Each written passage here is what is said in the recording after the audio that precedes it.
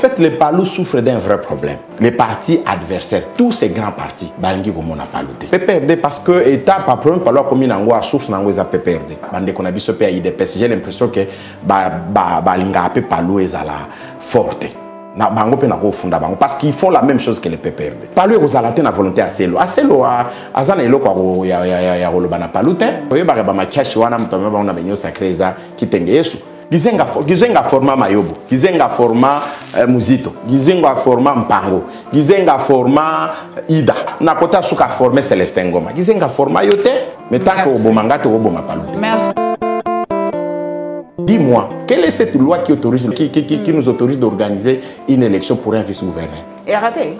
Loi, vice-gouverneur Azak élu sur le même ticket que le gouverneur. Parce que maintenant que le gouverneur est élu par la même assemblée, le vice-gouverneur est élu par la même assemblée, qui est le gouverneur? Jomindangala ne peut même pas être candidat, il ne peut même pas revendiquer quoi que ce soit. Mais ce même monsieur qui sort avec 0 voix, déjà qu'il a combien de députés dans son parti, députés provinciaux? Est-ce que c'est au nom de Mukongo qui a revendiqué en haut ou bien au nom de député Azana Bango?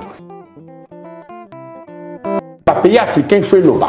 Moi j'attends que le président Macky Sall a l'obelango. Parce que ce sont nos fils, ce sont nos enfants, ce sont nos sœurs, ce sont nos mamans. Yo bomi muto, lobi na yandi magina bomai. Kole samtuelo kwa bongo za bomai. Kibondo, kimobimbe bimi libanda iza ondeto lobi noto vivre na satana muto asia akulie elo kwa bongo atikali demo vine mobimba po aza susumutute. Ce qui lelo tribunaux internationaux et botama CPI et botama likambo bongo likambo Dubaï et porti pota il faut batubazala batuba faut ba répondre. Quand les problèmes arrivent et qu'ils ont frappé kaka coin moko, ça signifie que ça battu la communauté mon bazo qui n'est aussi là. Est-ce que les gens y prennent conscience? Batuba y bana ko sur la totale parce que je veux dire quoi? Na ba rebelle. To so na ba rebelle je ne suis plus. Muke zongi comme muke et comme cop. Mais cop bazo ta la skol liwa ya batu. Rébellion est sans raison, sans fondement, sans légitimité. Quand Gizenga est devenu premier ministre, quand Gizenga partait de la primature, il y avait plus de rébellion à l'Est.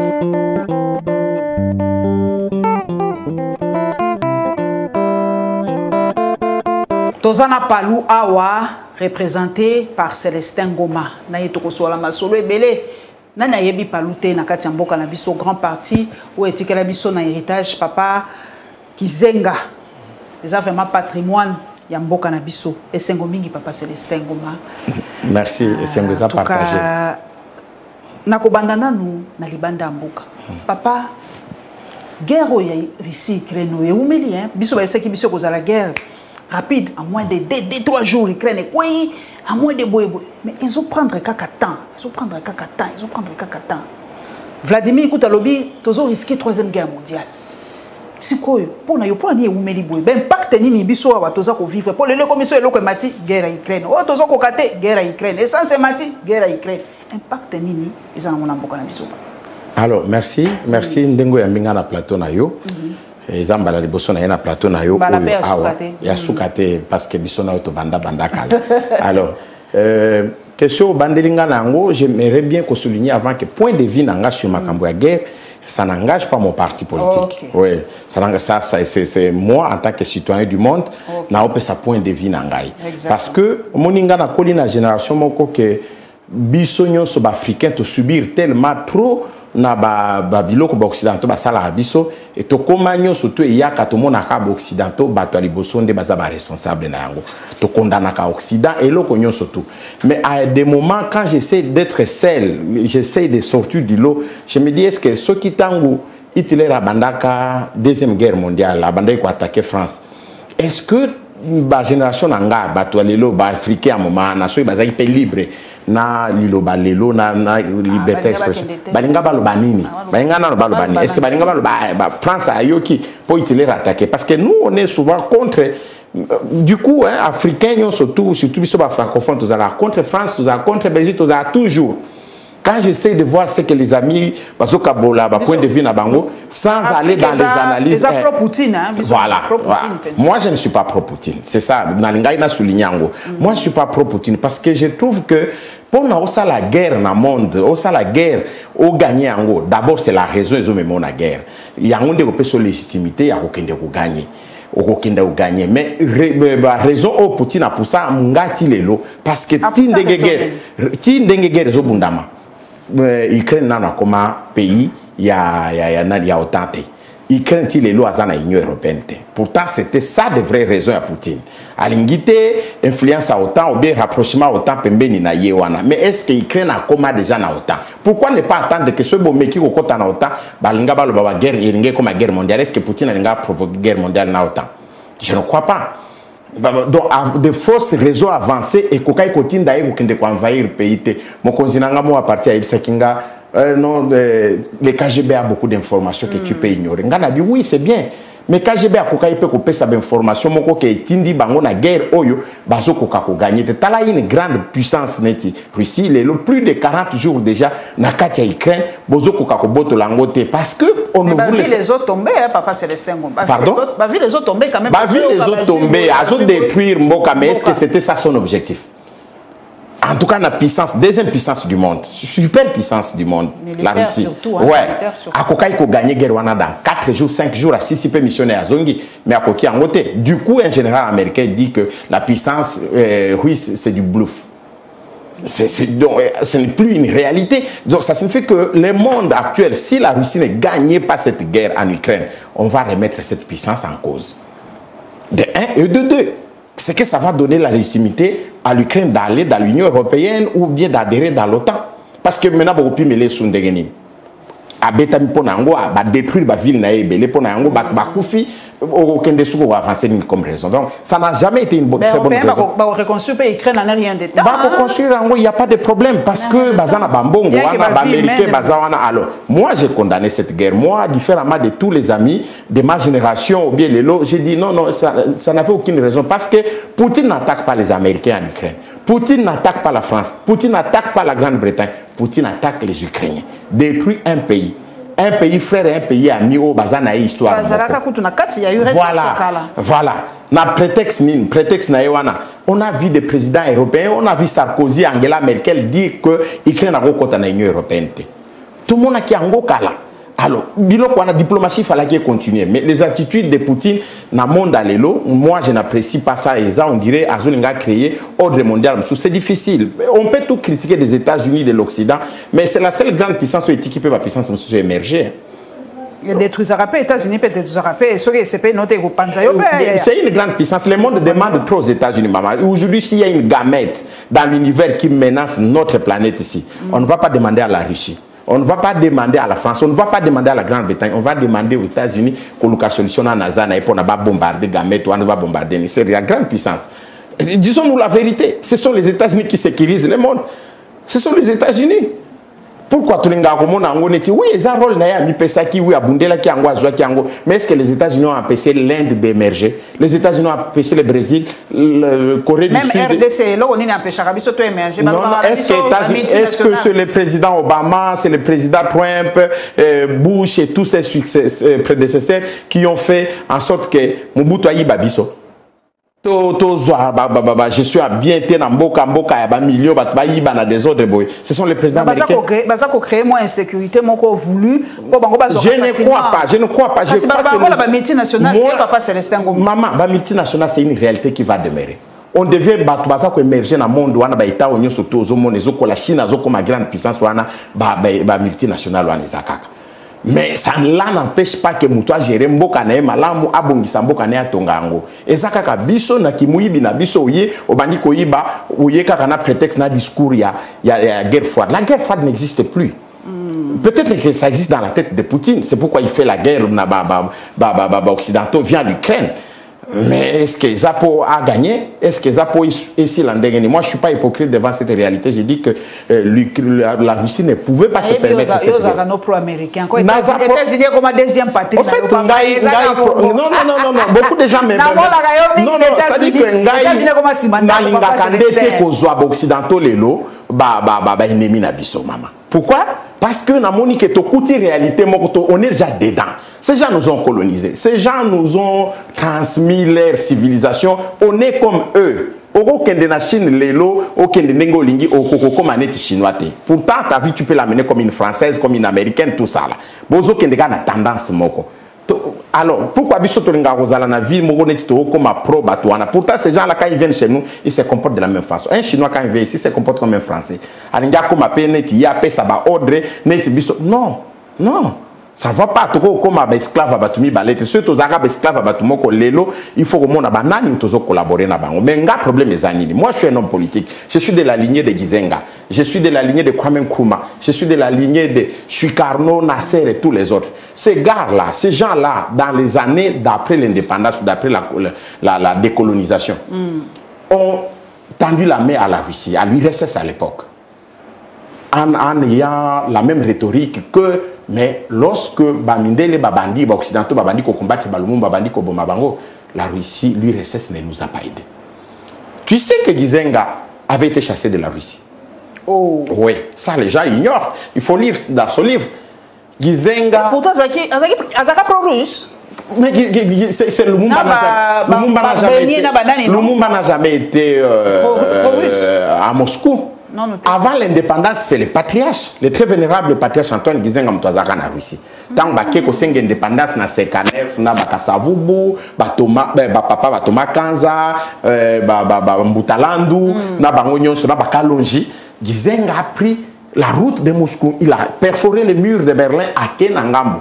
Il a été presque parmi les premiers noirs à solo là, na radio na Bango, il y a KGB, ko senga indépendance à Congo. Donc, quand on dit que le patriarche a beaucoup contribué pour l'indépendance, c'est parce qu'il a menacé la Belgique à partir de la Russie. Bayambaka n'a couché. Si, Bayambaka à l'époque. Bayambaka, Gizenga Longwe, Gizenga n'a pas été présent à la table ronde parce que Azala Kikuna. Ah, Azala Kate. Oui, oui, c'est Kamitatou qui l'avait représenté. Ok, oui, je vois. Oui, il n'a pas ça.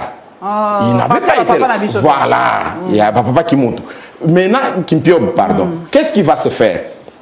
Pendant l'exil du patriarche Antoine Gizenga, il y a un conflit qui est né entre la Russie et la Chine par rapport à la redéfinition du communisme et tout ça. Il y a Mao Tse-tung. On a demandé à Gizenga en tant qu'un jeune exilé de faire une déclaration contre la Chine. Et pourtant, Gizenga, dans les maquis, il recevait aussi l'aide de la Chine.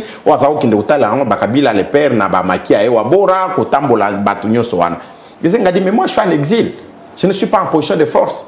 Comment je vais faire cette déclaration contre la Chine? Du coup, la Chine va arrêter de soutenir tous ceux qui sont en exil en train de faire... Vous voyez? Et puis, il a été chassé. On lui a demandé de quitter le pays. C'est ça, ce pays que nous voulons. C'est ça, ce pays que nous voulons qu'influence Nangwe s'étendre dans le monde. Moi, je ne crois pas à la Russie. Moi, je ne crois pas... Franchement, je ne crois pas à la Russie. Elle n'a beau être la grande puissance, mais des Noirs sont combien? Les étudiants qui vont étudier en Ukraine sont nombreux que ceux qui sont en Russie. Les Noirs, déjà, ne fréquentent pas trop ces pays. Ces gens sont des racistes. Et aujourd'hui, c'est nous les Noirs, nous les Africains, qui applaudissons que la Russie puisse attaquer un autre pays qui nous reçoit beaucoup de nos enfants qui faisaient paisiblement, qui menaient paisiblement leurs activités. Moi, je ne suis pas dupe. Je ne suis pas, ce n'est pas parce que... Voilà. Télévision, Zali Tango, to lobela kasi kambo a porti porta. Ce qui porti porta, ce qui porta porti, makambo ezoli kana Dubai. Po yo tambola kamingi. Lelo ekomi so bato balobi Dubai, bato bakomo monaka makambo wana. So bato balobi Dubai, moi jeune fille à lobby akende Dubai ekomi connotation mabe. Est-ce que Zali likamomoko politique? Pourquoi ebimi sikoyo? Pourquoi kaka lelo ekomi bakomi ko taxer ba jeune africain mingi na ba jeune africain? Est-ce que tu regretter que le Congo est bani kaka lelo? Non. Tu regrettes pour yebani lelo, tu c'est la pondenge yebani que et comme on mais moi je veux qu'on aille un peu plus loin. J'interpelle plus les organisations internationales à droits de l'homme et à surtout pour que kotana na likambo ango et que ba victime oyo baza koloba bazui quand même batanga ba kombo abato. Tous ces gens sont identifiés. Mais ce sont des intouchables. Moi, je crois que milliers de dollars. Droit international est aussi. Moi, je crois que ceux qui les tribunaux internationaux et Botama CPI et Botama Likambwa Bongo, Likambwa Dubaï et Porti Pota, il faut répondre. Est-ce qu'ils allaient atteindre aux droits humains? Bien sûr, bien sûr. Maman, ça c'est justifier une personne. On a plus que l'esclavagisme. Et ça, qu'on chosifié, moutou. Kolongo la bamatie, kolé sa moutou, soto bongo. Mais maman, c'est chosifier une personne. Et ça atteinte. Et ça atteinte la dignité à moutou. Ça, les organes, Mungabe, l'autre place dans les Zélandais occidentaux, battre les mélango, yabouana. Il faut pas le bango, et pays africain, il faut le bas. Moi, j'attends que le président Macky Sall a le bélango. Parce que ce sont nos fils, ce sont nos enfants, ce sont nos sœurs, ce sont nos mamans.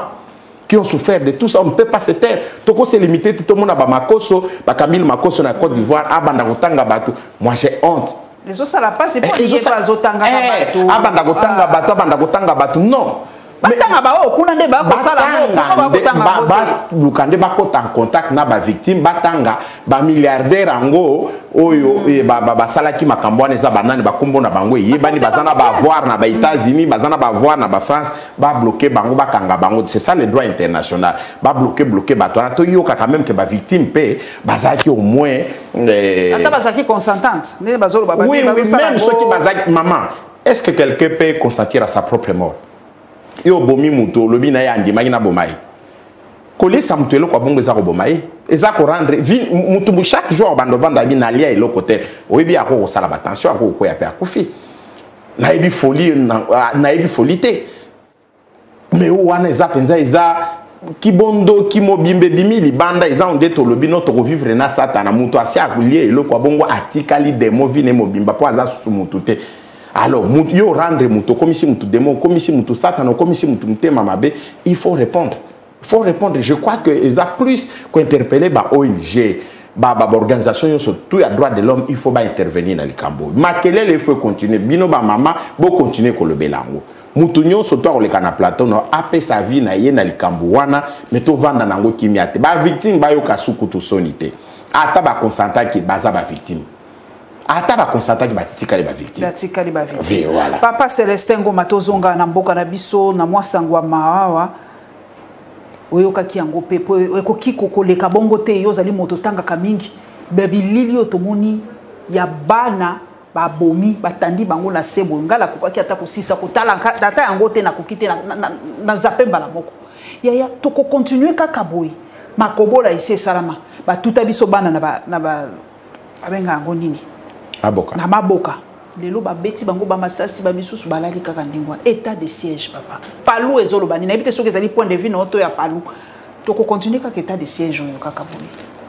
État de siège eza mabete. État de siège ya ngondete mutozo bomisa bande kona biso to ti ko perdre wana bana na biso pe na ba amwana nyonso to eza pasi. Maman, je te dis que ça commence à très mal faire pour na ko commenter question wana. Et comme je sais que c'est du terrorisme. Alors, si c'est du terrorisme, est-ce que c'est notre État qui serait responsable? Oui, chaque État qui est attaqué est responsable par rapport à la situation. Parce que l'État est censé sécuriser, protéger tous ses citoyens. Mais l'État n'est pas Dieu. J'ai suivi une émission que au Salaki na mama journaliste moko awana plateau na yo son point de vue par rapport à Makambo ya Est wana. Elle a dit quelque chose de très bien. Elle a dit ceux qui dialoguent aux ala ils entre bas citoyens ou bien ils en ba rebelles. Je crois que nous devons savoir nous parler. Il faut non, il faut tout solo la kaka nan ba communauté nan. Ba communauté nan. Moi j'ai l'impression est-ce que maman, vous êtes congolaise. Papa, mais nga personnellement, comme communauté na ninga ngote, pour biso tokola na makama communauté, c'est cela entre nous. Non, ça suffit, c'est une réalité au Togo dépassé en côté. Nous allons demeurer des communautés, mais le souci c'est de demeurer aussi congolais. OK. La communauté wana ils ont problème, mais quand les problèmes arrivent, qu'ils ont frappé kaka coin moko, ça signifie que ça battu la communauté mon bazo qui n'est aussi là. Est-ce que les gens y prennent conscience? Est-ce que les gens y prennent conscience que Bazoko s'est sacrifié parce qu'ils sont à la base? Je ne crois pas que ce sont des gens, des Bapende, des Babunda, des Bambala, des Bayansi qui quittent ici, qui vont faire ça là-bas. Je ne crois pas. Ce ne sont pas les Balouba, ce ne sont pas les Katangé, même si la communauté me souffle les Awana. Mais ce côté, la plupart, il y a est-ce que les gens ils prennent conscience? Ils prennent conscience qu'on peut se développer dans la tuerie à Bongo, on peut se développer dans l'insécurité à Bongo. Non. Il faut que maintenant l'État soit les devant à solisa batuna il y a ba communauté nyo so wana betini nyo so izakuna batuba banan ko solo là. Batuba banan ko solo là total parce que je veux dire quoi na ba rebelle. To so na ba rebelle je ne suis plus d'accord ko solo na ba rebelle parce que c'est depuis mais mon konzaloba ki yango alobi il faut bo vanda. Moi je ne suis mais mon konzaza libre à opé sa point de vue na ye mais combien de fois to ko solo là. Est-ce que go comme que biso to installer des jurisprudence beaucoup à chaque fois bato bando ça la guerre poto solo na bango. Ce n'est pas la première fois. Antoine Gizenga a mis fin à ba groupe wana nyonso tout na est quand il était premier ministre. Asaka nini? A solo là. non seulement ko solola mais après ko beta. Ça signifie quoi armée penza ba soda ko pesa bango ba ration comme il faut ko lande la sécurité. Ça va dans le ministre intérieur. Gizenga azaki premier ministre. Quand Gizenga est devenu premier ministre, quand Gizenga partait de la primature, il y avait plus de rébellion à l'est. Mais après c'est récurrent. Ils ont ganango et comment muke ils ont et comment muke et comment cop. Mais cop bazuta la skol liwa ya batute. Bazo mona teke bat bazo kufa bazo sala cop teneti bananga bazo mema basak ya fufu to ya nguba iuti idiofa bazo kitisa non bango sala cop ko boma batu ko zwa biloko ko boma batu ko exploiter ko boma batu ko teka kolta ko boma batu ça l'État yemoko autorité naie de plus en plus ça s'affaiblir de plus en plus et zomona na que l'État est incapable et biso to continuer ndengeni papa na ngina yeba yo moto oyebi moi histoire mo que différence nini par exemple entre rébellion à Moulele na rébellion à Est. Rébellion à Est ça sans raison sans fondement sans légitimité. Moulele il y avait une très bonne raison. Moulele a sali rébellion parce que Moulele se fonde que le gouvernement élu il y a Lumumba na 60 dirigeants quittés. Et puis ekei bakei kuna na Gizenga na est ba ipsi bango na conclave de Luvanyom tozongi sera bino pouvoir bango ba délégué ba gwenye na ba nyonso ba ko représenter biso na conclave de Luvanyom bakei ko pona adula bakei ko pona adula aya ko la premier ministre allié place d'un lumumbiste parce qu'il y avait déjà non l'adula n'a jamais été du MNC Lumumba ni du PSA de Gizenga avec les papas Kimpiobe et tous les autres ni Serea Bisikiro na Kashamura ni ya Balubakati ya Sendwe. Et ça qui vraiment la fabrication occidentale à l'époque. On l'a fabriqué, on l'a imposé, on a fait des Gizenga vice-premier ministre. Moulele n'a jamais été d'accord. Mais Gizenga n'a jamais été d'accord pour la rébellion. Il savait que ça aurait été difficile dans le moment de la guerre froide pour renfort Libanda, Mindu qui est côté la Moulele. Mais Moulele s'est entêté parce que déjà au départ, Moulele n'avait pas été d'accord le fait que Bissoto Yaki n'a conclave à Luvanyom. Ça, il faut le souligner. Nyangwa Kendaka, Oyoka, Gizenga Bouma Batu, na S, Soumialo, Gizenga n'était plus dans la rébellion. Pendant Soumialo, Gizenga n'était plus. La conférence nationale, le Kambongo. Il y a le Kouta, il manque à histoire. Non, c'est faux. Dans Kisangani, il n'y a jamais eu d'assassinat. Dans Kisangani, Bakenda et Kokufa, na guerre à Soumialo, c'était bien après. 63-64, je crois. Gizenga a arrêté la guerre avant le conclave de Luvanyom. La rébellion. Il est venu ici, il est devenu vice-premier ministre. Avec Ozonga, Kekubundana, Axe, Yakabalo, Kalemi, Bakote Kunanyo, Sopona Robengana, Batu, ya sessionniste, Wana Katange Chombe. Nde Baeko Kange, Batien en prison. Quand la guerre de Soumialo et les autres, rébellieux Salema Kiwano, Bomaki Batebel, Gizenga et Aboula Bemba en prison. Donc c'est déjà qu'ils ne lisent pas l'histoire. Mais Gizenga était leader. Le problème c'est celui-là. En ce moment-là, après Liwa Lumumba, Gizenga était le plus grand leader. Ozo Sara Bilo qu'on a combattu Lumumba, il y a Gizenga Mtome, Melango Ngambo, mais il y a Zana Bolo qu'on a Boula Bemba. Mais Gizenga n'était pas présent. Gizenga Bunda n'a soumis à l'autre. Après Moulele est venu dans l'axe ici avec Naba Kabila le père. Beaucoup de personnes ne savent pas que Kabila a été dans la rébellion de Moulele. Oh, Kabila le père, oui. Kabila le père est lumumbiste.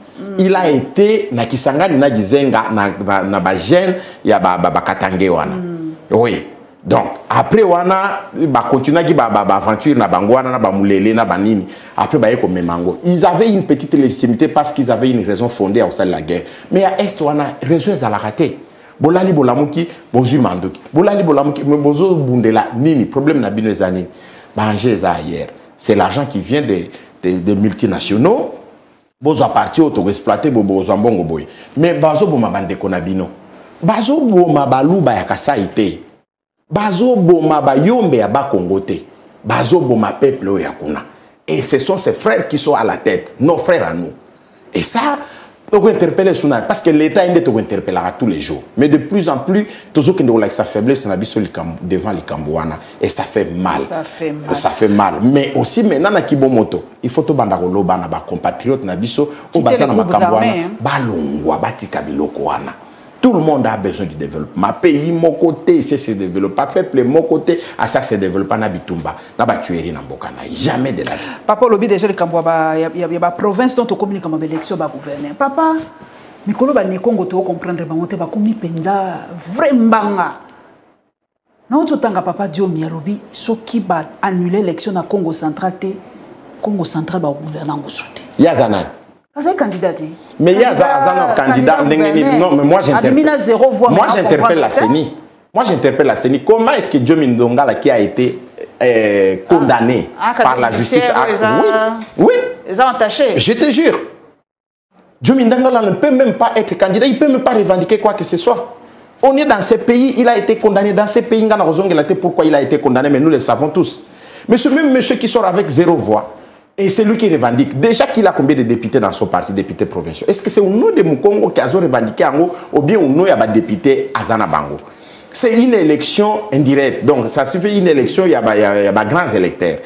Alors, Ngaï déjà, en tout cas, je te dis que dans toute cette histoire qui se passe au pays, moi là, je l'ai dit en tant que Palou, c'est vraiment la CENI. C'est la CENI qui a toute cette grande responsabilité. Parce que madame, je félicite mon grand frère Jekoya Kingabwa, comme vice-gouverneur à Villa Kinshasa. Et ce que je veux dire, ce n'est pas par rapport à Jekoko. Dis-moi, quelle est cette loi qui autorise l'autorisation, qui nous autorise d'organiser une élection pour un vice-gouverneur? Et arrêtez. Loi. Le vice-gouverneur est élu. C'est un ticket. C'est le gouverneur. C'est exception quand la ça va. Mais ça partout, ça bongo, donc partout au bando sale, ma bongo, ça c'est nim azo kende go introduire yango. Mais normalement il faut pas que ça recours normalement. Quand ça recourt pas nani. Ça qui c'est nim organisé. Donc il fallait pas élire en même temps gouverneur et vice-gouverneur, mais là encore. Vice-gouverneur a élu sur le même ticket que le gouverneur.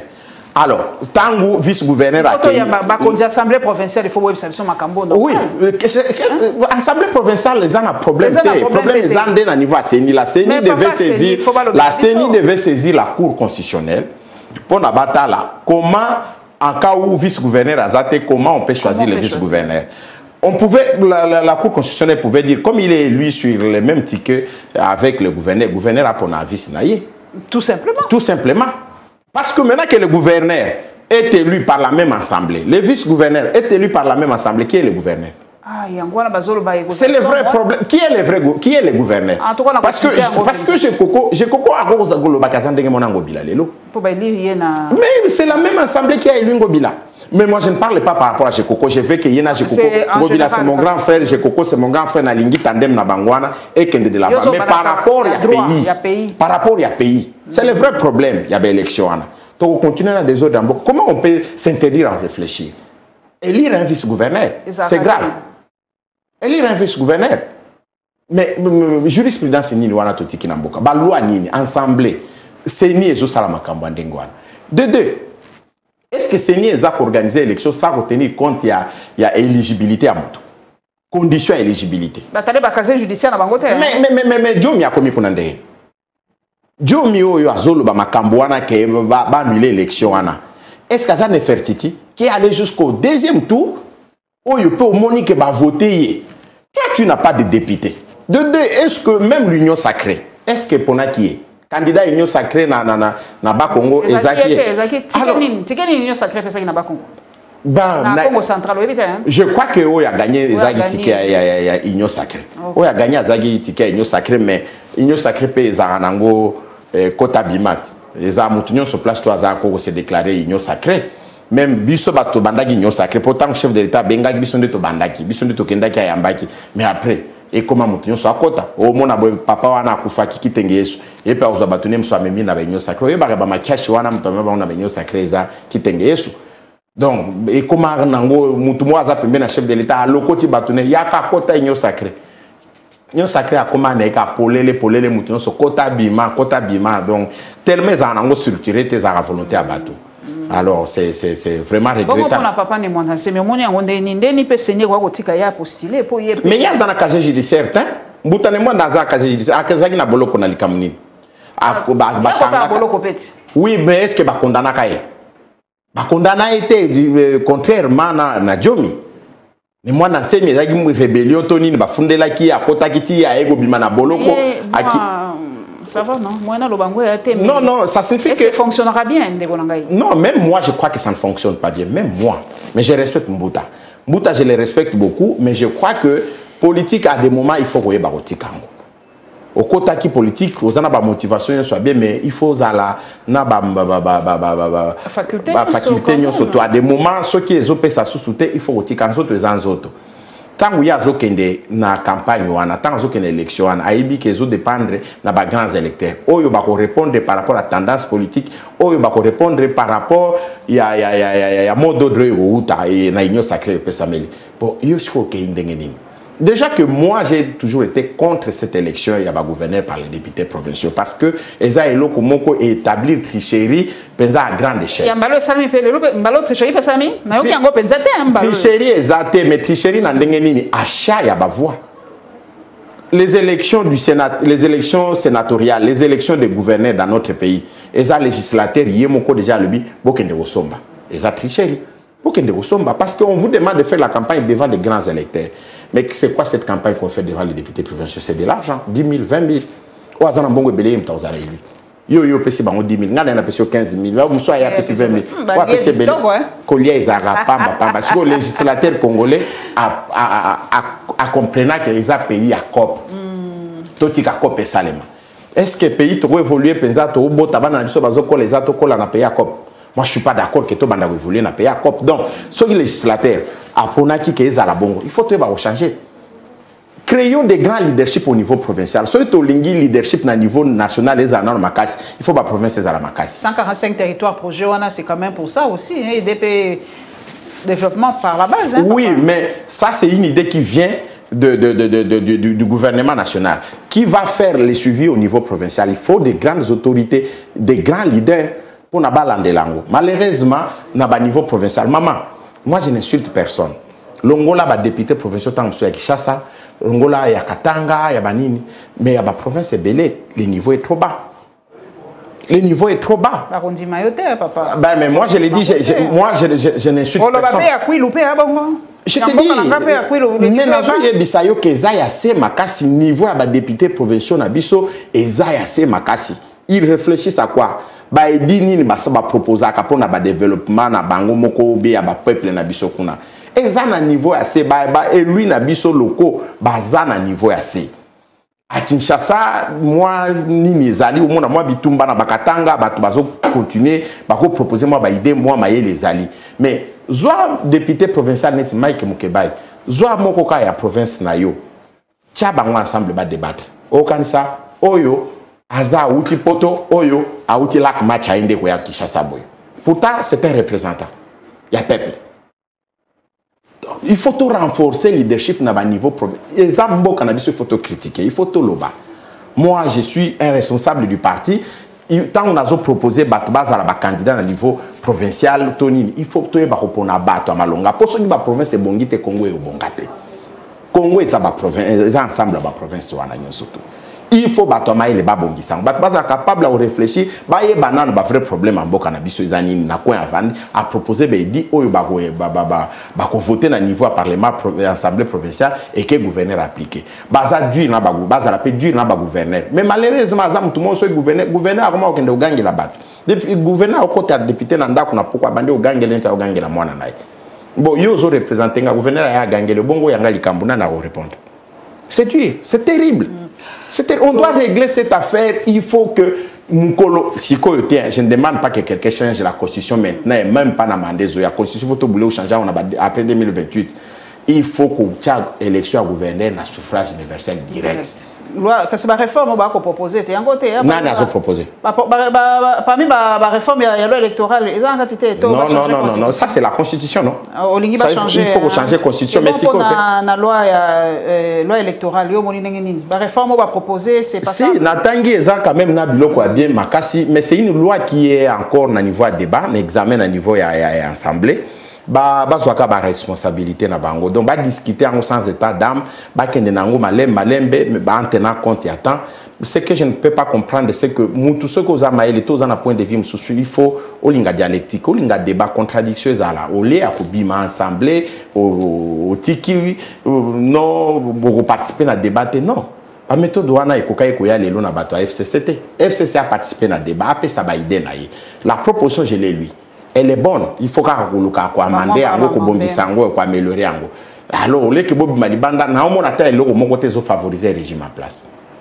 nazomona ba loi électorale nyo surtout ndenge za ki za ko favoriser régime passé na ba parti mosaïque na wana ndenge sala ka tout ça na ba proportionnalité wana nyo surtout ndenge ba zaki ce qui yango bazo regretter que Biftek na bango yekei ba kokoza la sous-souté ba yeba que on ne peut pas demeurer dans la tricherie dans un état, ça c'est une république. Bongo babanma c'est vrai que peut-être koko ya nango mais lokwa na moto mayele na yeba quand même point de vue na ye oya makambo ya ba père et de mère moi si pas à la nationalité omoni yango ndengini ngai moralité ya loi électorale je tiens à ça amendement oui je tiens à ça je tiens vraiment à ça na mona ki député moko azoloba ono ata ba tie suppléant et ko boma député pour na remplacer mais c'est du n'importe quoi. C'est du n'importe quoi. Ça, c'est la vie d'un État. Il y a un makambo tant que vous avez un makambo que vous avez député, vous avez un makambo, et vous avez député Zamsalo qui a salaire. Est-ce qu'il va comme un député pour un makambo? En réalité, ça, ce sont des privilèges que l'État vous donne par rapport à Rana. Mais comme un député pour nous représenter Batou. Au sala ba loi représenter Batou, au sala msala o muto akokai ko sala. Mais l'État peut si catégorie moko boya Batou, ba contrôler gouvernement. Donc ça sacerdoce, c'est ça eloko moko ya pasi. Okoko sala ngona famille na yo te. Ceux qui famille na yo lingie sala msala wana mais il y a pas de problème. Bill Clinton a été président et madame son épouse a été sénatrice.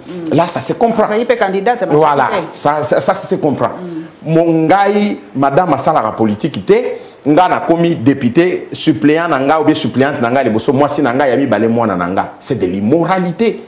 Toujours ça la politique pour la banane. Toujours ça la politique, on se moque de qui? Famille nanga tous en bon to yeto pesibino to kaboli bo voter biso de to régner donc peuple a comme voter ba ba changer rang social et non pour na ba jouer la bango ba comme bana misala na bango. Ça, je suis vraiment d'accord na équipe ya honorable Sesanga Zamto Mayele.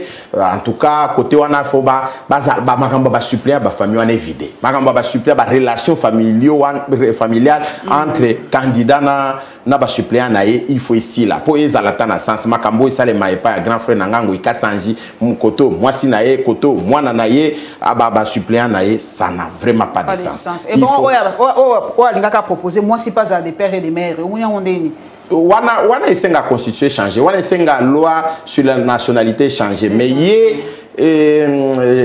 Tchani ayena ngona moment moko amabe ayena ngona moment moko amabe pays ebimi na élection moko ya nani ya 2018 une élection très contestée tozana moment moko légitimité moko penza ezo permettre bisote ko changer ba constitution na moment oyo parce que batu ba oboya je te dis, je suis de l'Union sacrée, je soutiens mon chef de l'État, Félix Antoine, mais ce qui m'a dit qu'on change la constitution à un moment, contestation alors comment la constitution va contester en autre. Et puis, on a encore des problèmes qu'on n'a pas encore fini. Ba problème ba demi congolais ba miso akaba et ba vandana et lokwan ekoyaka bilokwan ekoyaka ou bien on peut laisser tout à tout le monde. Mais à des moments, dans la poste moko clé, te verrouiller. Parce que, qu'est-ce que nous allons dire, maman? On demeure congolais. Ce que vous avez congolais de père et de mère, est-ce que nous avons dit que nous sommes congolais de père et de mère? Ou bien nous avons 50% congolais à la tête? Il y a que les congolais de tout se décider. Mais le débat surtout est pour nous.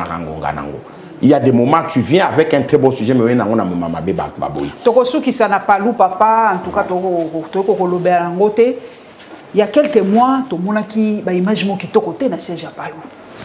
Après l'Iwa ya maman, na bosani kombo ba Dorothée, voilà.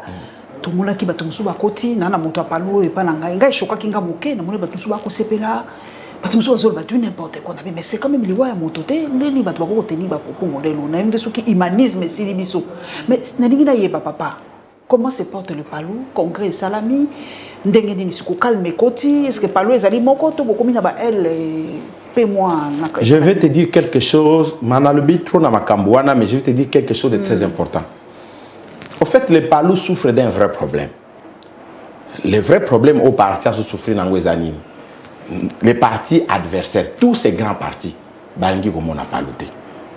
Je te dis, ils ont la PPRD.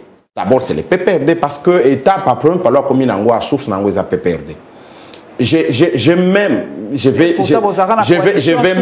vais même aller plus loin que Funda bande qu'on a biso pe IDPS. J'ai l'impression que balinga pe Palou ezala forte. Na bango pe na ko Funda bango parce qu'ils font la même chose que les PPRD. Lorsque Lugui est mort, nos statuts sont clairs. Les décisions sont Lugui, c'était le fils. Hein? Lugui, c'était le fils, mais quand les patriarches mouraient, Lugui était le permanent. Nos statuts disaient, en cas d'absence du secrétaire général, d'empêchement définitif ou quoi, là, c'est le secrétaire permanent qui prend la place et qui organise le congrès. C'était normal. Alors, Bisso, ce que décidé, Zaki, Lugui, secrétaire permanent, porte-parole. Premier secrétaire permanent adjoint, Godefroy Mayobo. Nos textes ne disent rien en cas à l'IWAP et à permanent. Du coup, bon sens, ces autres qui est le premier secrétaire permanent adjoint. Gizenga na maele nemo watika premier secrétaire permanent adjoint. Gizenga tika bongo Mayobo. Et Mututu a yebi Mayobo na mboka oyo. Qui est Mayobo? L'enfant fidèle, l'apôtre le plus fidèle ya Gizenga c'est Mayobo. S'il y a un élève ya Gizenga politique ya liboso eza Mayobo. Ya mi balete. Mayobo a koza mutu liboso ba muzito ba na deuxième position ba ainsi de suite. C'est d'abord Mayobo. Alors, Gizenga mais Tolobi, bon, toi appliquer décision d'Engeza rien.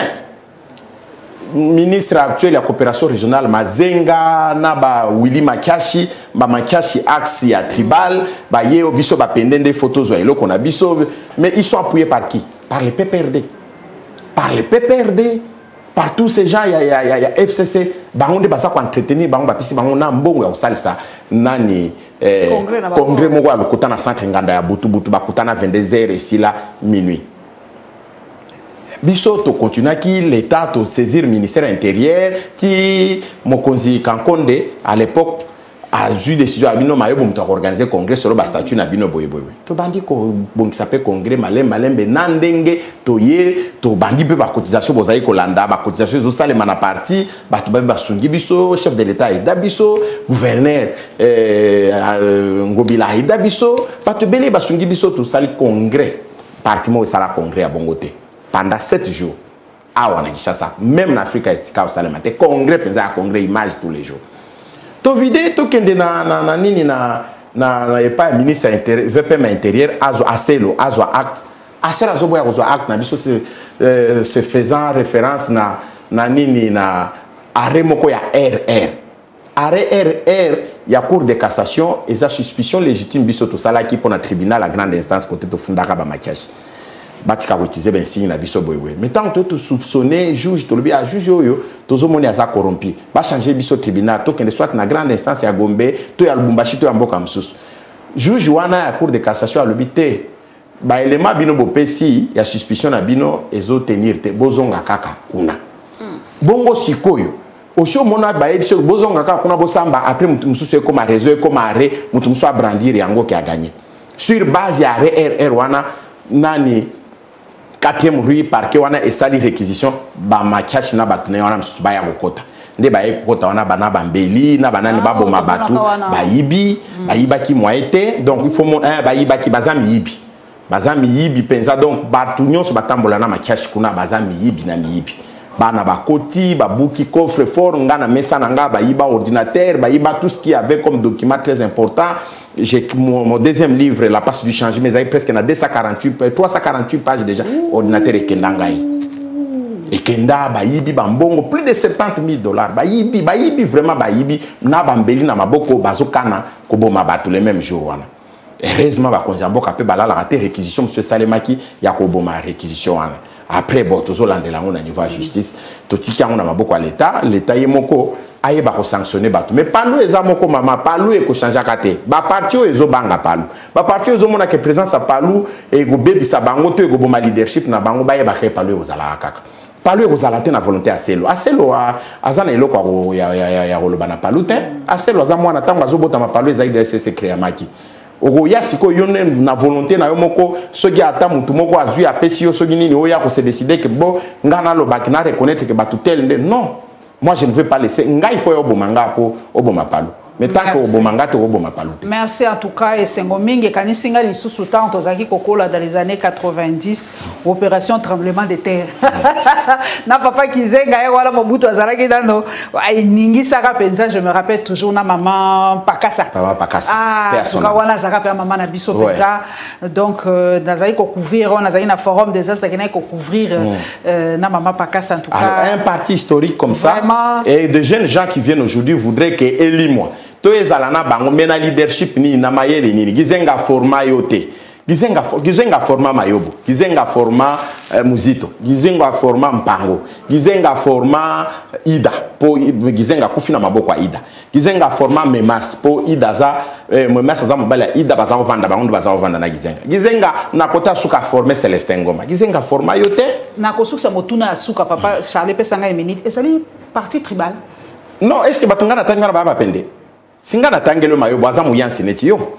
Ngana tangelio muzito azane mupende ngana tangelio mpango aza mtetelati ngana tangelio tikabulu na bosana ki gizenga formaki azaka tange oyebaki pe palu na balokola oyebaki pe palu na ba oyo mususu pasteur a esto oyo bafundana na Denilesi nani kombone pasteur wana nani ntawa oyebaka bango na palu oyebi deke na ba Congo a part Kasavu mutazaki président mutu mso ayaka ozwa posta munene za vice premier ministre mukoko et puis palu mutu tindaki na gouvernement. Merci beaucoup papa en tout cas tango bapesi biso ekoki. Merci na papa Nangabo mutu a est mutu kisangani. Merci na papa Celestin Ngoma palu etika beli boso na ebité na ba élection ole mususu coalition ko sa masu mususu po ngala se rappeler ngala bosa na ka histoire te pasaka coalition na Kabila o bosa na ngote ba face ka histoire te to ebité mbalo na 2023. Kabila za problème te batungi bazana Kabila te ba vrai problème. Mais biso tozana union sacrée. Biso tozana chef de l'État. Oui, biso tozana Félix. Vous soutenez en 2023. Biso tozosololana Félix. Biso tozosololana ye mais awa toza déjà na ye mais pour l'élection za tozosololana ye. Il faut attendre que palu eza grand parti eko kozala te parti mo ezokumba maneti bato akenda kokosa ye chef biso tozana bato te. Fa solana biso. Merci. Tokomona na mbalasima. Merci.